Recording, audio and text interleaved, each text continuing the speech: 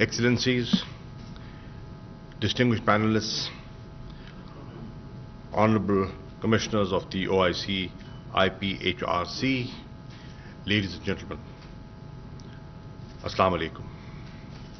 At the outset, I would like to extend my gratitude to the OIC, Independent Permanent Human Rights Commission, for organizing this very timely seminar on combating corruption and assessing its dire consequences on the achievements of the human rights agenda.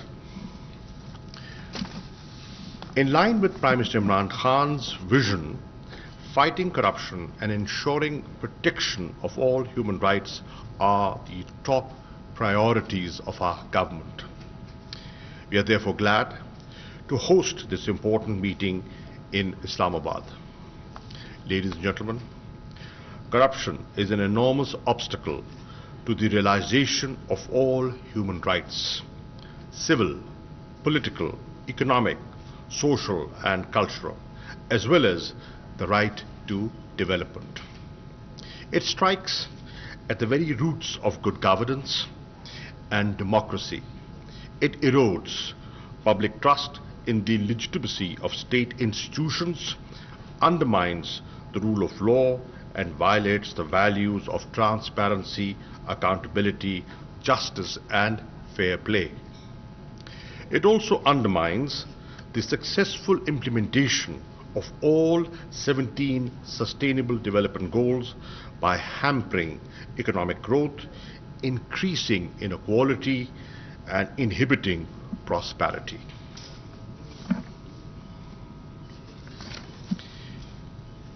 In particular, corruption stifles opportunities for the poor and marginalizes and condemns them to a life of misery and inequality. It leads to massive illicit financial flows out of developing countries. In addition to deadweight economic losses, corruption creates inefficiencies and dysfunctions and skews the allocation of public resources away from the most in need. The United Nations High-Level Panel on Financial Accountability, Transparency and Integrity, FACTI, has calculated that a staggering $7 trillion in stolen assets are parked in the financial safe havens destinations. This organized theft and illegal transfer of assets has profound consequences for the developing nations.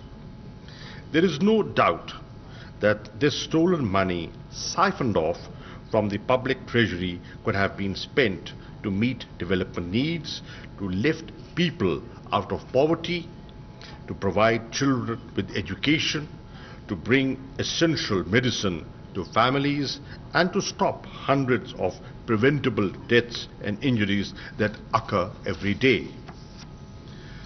The COVID-19 pandemic has further widened existing inequalities, pushed millions of people into extreme poverty, and resulted in loss of millions of jobs. Allowing corruption and illicit financial flows to continue in these circumstances is nothing short of criminal. Immediate and robust national international action is needed to stop the bleeding of developing countries. Ladies and gentlemen, 15 years have passed since the adoption of the UN Convention Against Corruption, which remains the only legally binding international instrument on anti-corruption. Unfortunately, despite explicit UNCAC provisions, there are increased barriers in the asset recovery process as well as their speedy return to countries of origin.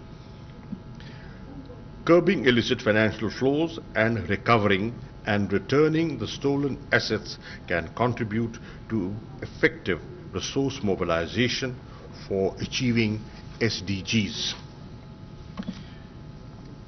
We continue to emphasize that the requested states should return the recovery assets without conditionalities to the states of origin.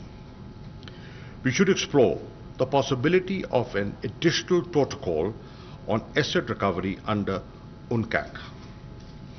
At the same time, framing corruption as a human rights issue and pursuing a human rights-based approach to the corruption can help complement the efforts to prevent and combat corruption and promote more effective implementation of international anti-corruption instruments. So long as corruption remains undefeated, efforts to promote the realization of human rights can achieve little. Ladies and gentlemen, Islam is a religion which guides all aspects of human life. Fighting corruption in the Islamic context is rooted in the Holy Quran and the teachings of the Prophet Muhammad, peace be upon him, both of which extensively address the major types of corruption such as bribery, extortion, nepotism and favoritism.